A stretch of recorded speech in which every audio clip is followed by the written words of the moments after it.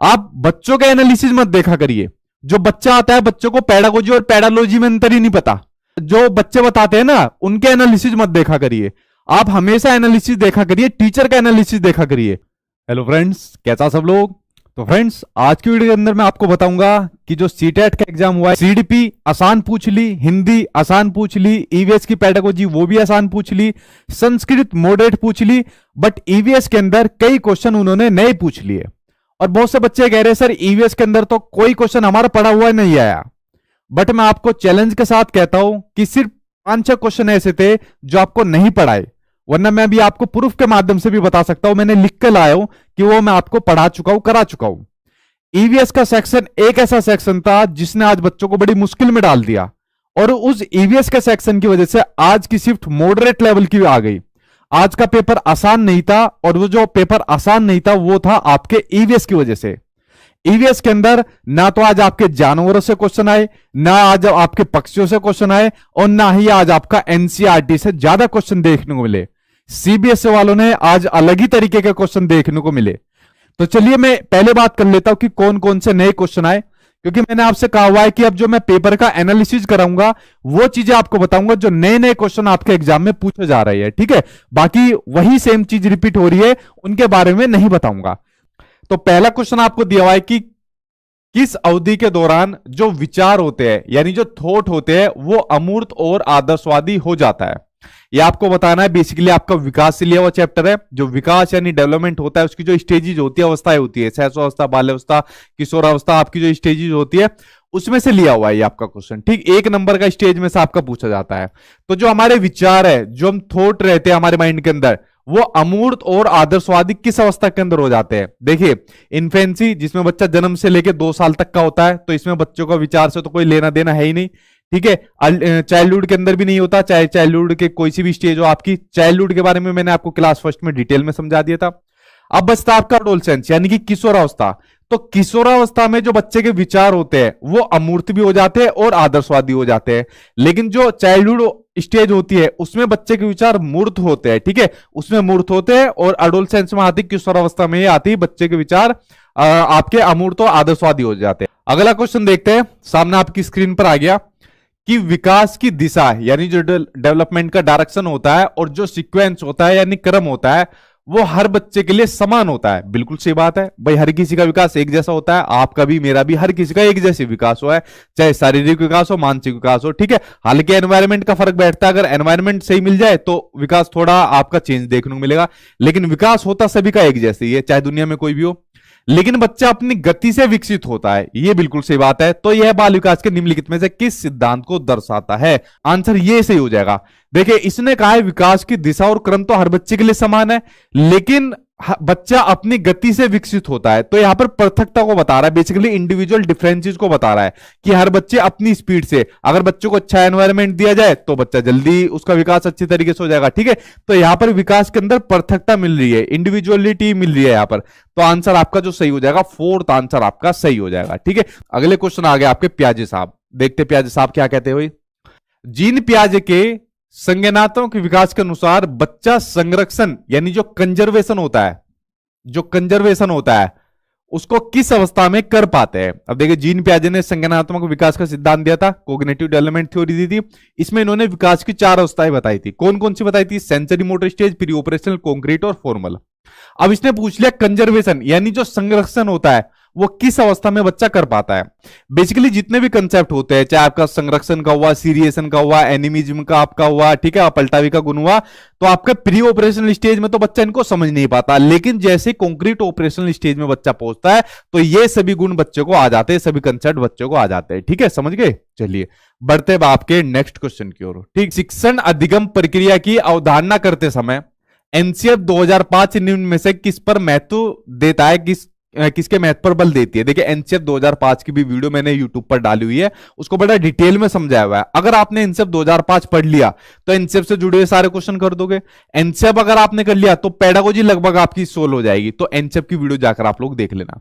तो एनसीएफ किसके महत्व पर बल देता है उसको हम देखते हैं। देखिए, पहला ऑप्शन दिया है सक्रिय जुड़ाव और बातचीत का। जब मैंने आपको एनसीएफ 2005 पढ़ाया था 2-3 दिन पहले ही, तो सबसे महत्वपूर्ण वर्ड बताया था एक्टिव, कि एक्टिव वर्ड को आपको ध्यान रखना है कि बच्चा जो भी चीज सीखेगा वो एक्टिव पार्टिसिपेशन से सीखेगा। किसी भी चीज को सीखने के लिए बच्चे का एक्टिव होना जरूरी है। लर्निंग के लिए जो पहली चीज होती है वो होती है एक्टिव होती है। अगर आप लोग यहां पर सीख रहे हो, अगर एक्टिव हो आप तो सीख जाओगे, वरना नहीं सीखोगे। सेम उसी तरीके से बच्चा का भी होता है। तो एनसेप कहता है कि बच्चा या बच्चे से जुड़ी किसी भी चीज को एक्टिव होना जरूरी है, ना कि पैसिव। ठीक है, तो सक्रिय जुड़ाव और बातचीत के माध्यम से भी आपस में इंटरेक्ट करके भी सीखता है। अगला क्वेश्चन सामने आपकी स्क्रीन पर आ गया। कैरोल गिलिगन, ये नाम सुना होगा आपने, नहीं सुना तो आज सुन लीजिए। कैरोल गिलिगन ने लॉरेंस कोलबर्ग के नैतिक विकास के सिद्धांत की समालोचना करते हुए तर्क दिया। देखिए, कोलबर्ग ने दिया था मोरल डेवलपमेंट थ्योरी, नैतिक विकास का सिद्धांत इन्होंने दिया था, जिसमें इन्होंने नैतिक विकास सिद्धांत के बारे में बताया था और उसके अलावा उनकी स्टेजेस बताई थी। लेकिन इस सिद्धांत की क्या करी थी, इसको क्रिटिसाइज किया, आलोचना करी। आलोचना करने वाली कौन थी, वो थी कैरोल गिलिगन थी, जिन्होंने इस सिद्धांत की आलोचना करी थी। अब देखिए, जितने भी मनोवैज्ञानिक हुए हैं कि हर किसी मनोवैज्ञानिक की आलोचना जरूर हुई है, चाहे किसी दूसरे मनोवैज्ञानिक ने करी हो या किसी और ने करी हो। तो लॉरेंस कोलबर्ग ने दिया था नैतिक विकास का सिद्धांत, जिसमें इन्होंने बताया था नैतिकता क्या होती है, जो सही और गलत के बारे में हमें बताती है। ठीक है, अब इन्होंने तर्क दिया कि जो पुरुषों की जो नैतिकता होती है उसका जो बेस होता है वो क्या होता है, इसमें यही आंसर पूछा है। और स्त्रियों की नैतिकता का बेस क्या होता है। देखिए, इन्होंने कहा जो पुरुषों की नैतिकता होती है उसका बेस होता है जस्टिस, यानी कि न्याय, और जो स्त्रियों की नैतिकता होती है उसका आधार होता है देखभाल होती है। तो आप लोग क्वेश्चन को समझ गए होंगे, आंसर इसमें आपका फर्स्ट सही हो जाएगा। ठीक, चलिए बढ़ते हैं अगले क्वेश्चन की ओर। क्वेश्चन नंबर सेकंड आपको दिया हुआ है कि 4 साल के राहुल को एक गुड़िया उपहार में गिफ्ट में मिलने पर राहुल क्या बोला, मैं इसका क्या करूंगा, लड़के गुड़ियों से नहीं खेलते हैं। तो वो वहां पर यहां पर क्या दर्शाता है वो आपको बताना है। ठीक है, महिलाएं नाराज मत हो जाना, मैंने एक एग्जाम्पल दिया है, सभी महिलाएं ऐसी नहीं होगी। ठीक है, कोई चीटिंग करवा भी देती होगी। ठीक, अब इसमें आपको बताना है वो क्या दर्शाता है। देखिए, ये क्वेश्चन आपका लिया हुआ है जेंडर वाले चैप्टर से, और जेंडर वाले चैप्टर से आपका 1 नंबर क्वेश्चन जरूर आएगा कि भाई जेंडर क्या होता है, या जेंडर बाइस आ जाता है, जेंडर स्टीरियोटाइप आता है। बेसिकली 3 ही कंसेप्ट आपके एग्जाम में आता है, सीटेट के एग्जाम में। तो यहां पर वो क्या चीज दिखा रहा है राहुल, तो यहां पर वो दर्शा रहा है जेंडर स्टीरियोटाइप को दिखा रहा है। आंसर थर्ड आपका सही हो जाएगा। ठीक, 3 ही चीज आती है आपके सीटेट के एग्जाम में जेंडर से जुड़ी हुई, जो मैंने आपको बताई। चलिए अगला क्वेश्चन देखते हैं जो सामने आपकी स्क्रीन पर आ गया। सेल्फ असेसमेंट में क्या होता है, जब बच्चा खुद अपना आकलन करता है। जैसे मैंने कॉपी ले ली, कॉपी लेकर क्वेश्चन पढ़ रहा हूं और फिर उसको आंसर दे रहा हूं, या अपने बहन भाई को दोस्त को दे दी, भाई मुझसे क्वेश्चन पूछ और मैं उसको आंसर दूंगा। तो यहां पर सेल्फ असेसमेंट हो रहा है। तो इस तरीके की जो क्रिएटिव चीज है या बच्चे से जुड़े संज्ञानात्मक पक्ष के जितने भी पहलू है उन सभी को 360 degree multi dimensional report card में आपका रखा जाएगा। ठीक, आंसर आपका 4th सही हो जाएगा। चलिए देखते हैं अब आपके नेक्स्ट क्वेश्चन की ओर। अगला क्वेश्चन आपको क्या दिया हुआ है।